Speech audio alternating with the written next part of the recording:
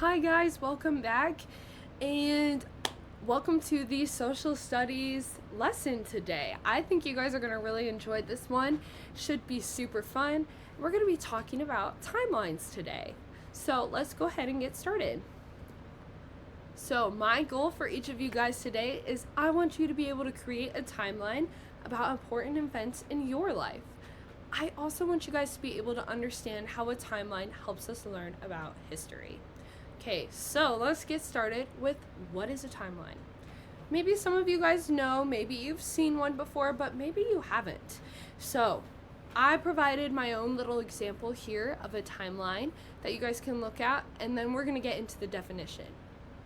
A timeline is a tool that organizes information. It is used to describe the order in which events happened. Timelines can also help show how events in history are related.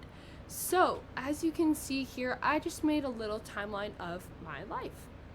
Now, something you might notice is I have the years, the date, the year, I don't have the full date, just the year, that this event happened up here, and see how it goes in order. So it starts with the very first event is when I was born, which is obviously the earliest event in my life, in 2002, and then the latest event is this year, 2024. Okay, so let's walk through it. My first point on my timeline is that I was born in South Bend, Indiana. My second event, in 2010, I was in third grade at North Point Elementary School, which is the name of my school. So in 2010, which is 14 years ago, I was in third grade, just like you. In 2012, I graduated from elementary school. So that is my third point here on my timeline. And in 2020, I graduated from high school. So that's my next point here. And then that brings us all the way to my last point, which is this year. I graduated from college and I became a teacher. So as you can see, some things you want to notice about this timeline is that there is an actual line here that my points are running on, and that each of those points, they go in order of how events happened, right? And that I always include the date, okay? Maybe on your timeline you might have a more specific date, like the month and the day and the year, but you can also just have the year. Depends on what you're doing for your timeline, okay? So let's go ahead and move on. Let's take a look at Indiana's historical timeline. So this has a lot of dates on it, and I'm not going to read all of it to you. I just want you guys to stop for a second and see what you notice about it. So our very first point on this timeline, it's in the early 1600s. So that was 400 years ago. So it's a long time ago. And this is when the Indian tribes of Indiana region formed a confederation. So our most recent point is in 2016. And that is when our Indiana governor, Mike Pence, was elected as the vice president and the running mate of Donald Trump. So that's kind of a cool point in our history, right?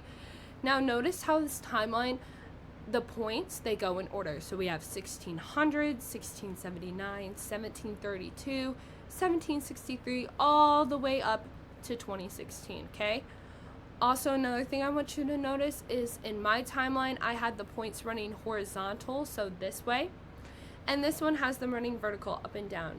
It doesn't matter, as long as they're going in order from the farthest away event, the earliest event, to the latest event, the closest event, okay?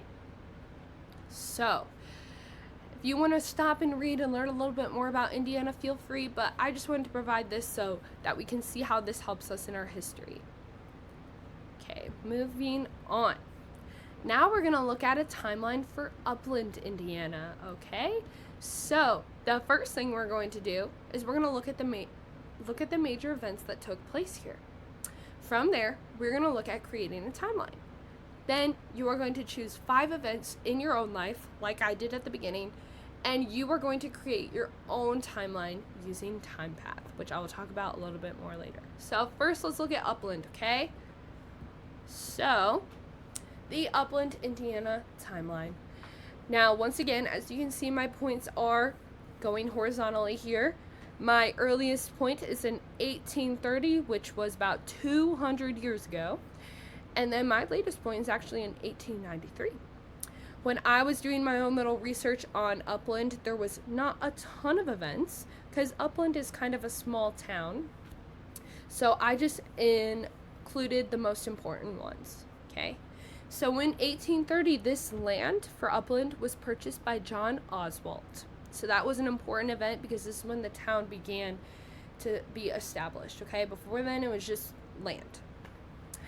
In 1860, so 30 years later, Jacob Uher began the town as a stopping point on the railroad. So an important part of Upland's history is that it was a stopping point along the railroad, okay?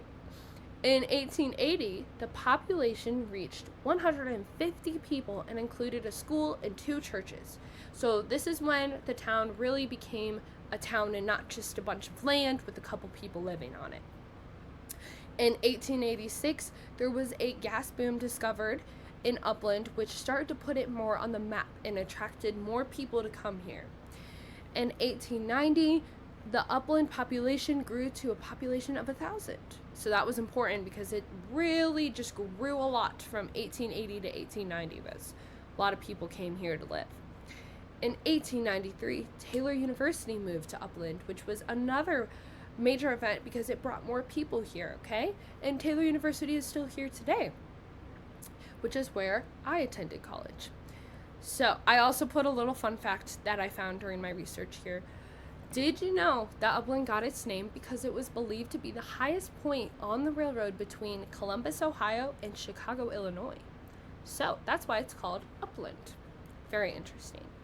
So now looking at this timeline, we can see how I just chose 6 events to put on here.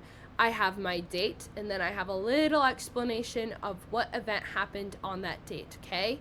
And remember, it's very important that these dates go in order, as you can see they do, from the earliest, the farthest away date, to the most recent, the latest date, okay? Now I want you guys to make your own. I think this will be really fun for you. Now, good place for you to start is when you were born, just like I did. I'm a-okay, each of you guys starts with that. You can start with when you were born and where you were born. Then I want you to think about maybe in your life, if you have any siblings that were born after you, any important first dates, maybe your family moved when you were little. This is going to be a good chance for you to talk to your parents and ask maybe like, what are some important things that have happened when I was a little kid? For your third point, you could maybe think about a time when you started school. So maybe you started in preschool, maybe you started in kindergarten. Figure out the year that you started, and then you can put that on your timeline. For number 4, I want you to consider any activities or hobbies or sports that you started doing. So maybe you started playing soccer last year. You can put that on your timeline. That's an important event in your life. Then for your last point, remember we're only having 5 points. I want you to think about something that happened recently, okay? So maybe you want to put started 3rd grade. Maybe you want to put something that happened in the past year that was important to you, okay? Maybe you got a pet. It can be whatever you want. All I want to see on your timeline is to make sure that your events go in order. You include a date the best you can and a short explanation of what event happened, okay? So Time Path is a really great tool to help you with this. I'm going to provide a link for you on Google Classroom to go use Time Path, and it will walk you through how to make your own timeline. It's pretty self-explanatory, but as always, feel free to contact me if you have any questions, and then there will be a place to turn it in. You're just going to take a screenshot and turn it in. Like I said, ask your parents for help with this, any adults in your life, or feel free to email me with any questions that you have. I look forward to seeing all of your guys' timelines, and I think that this will be a really cool activity for each of you. All right, have a great rest of your day. Bye, guys.